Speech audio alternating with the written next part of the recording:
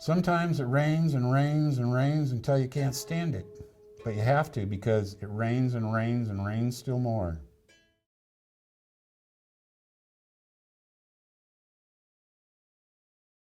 This is the Venus Eye Trap series you see behind me, and I'm putting together a show, and I haven't shown in years, so I'm kind of way outside the art world. And in my mind, I am the art world. So I don't even relate to the so-called art world, because to me that's like irrelevant. The Venus Eye Trap started out as a painting.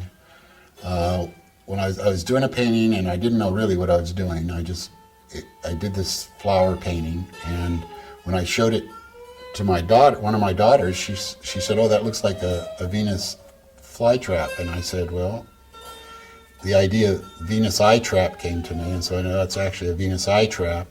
And then that kind of seared into my brain and started growing like a little seed, a little Venus Eye Trap seed, flower seed. And I started fumbling with what is the Venus Eye Trap, trying to figure it out. And I started doing more paintings with the Venus Eye Trap, and slowly it's been evolving from this flower in a pot, which is what it started out as, in a flower pot, and then a bonsai flower pot, and then now the Venus Eye Trap, I'm finding out, can actually walk around, it can fly, it migrates. And I'm now learning what the seeds look like to the eye trap. I'm starting to get little surrealistic messages from the Venus Eye Trap, that it lives in a place called Eyeland, and so it's constantly changing, and I'm still finding out about it. I feel like I'm doing illustrations for a story that I don't know the story.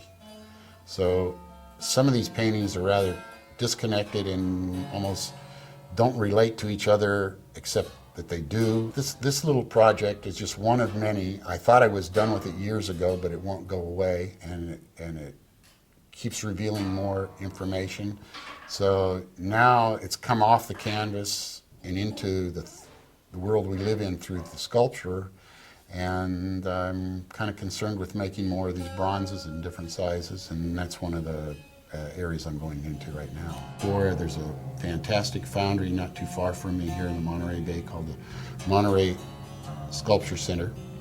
All of the people there are just really good artists and extremely good craftsmen, and it's one of the top foundries I can imagine in the world. I see some of the best sculptors doing their stuff there. I'm lucky enough to be able to work with each area of the casting, starting with making the rubber molds for the wax model.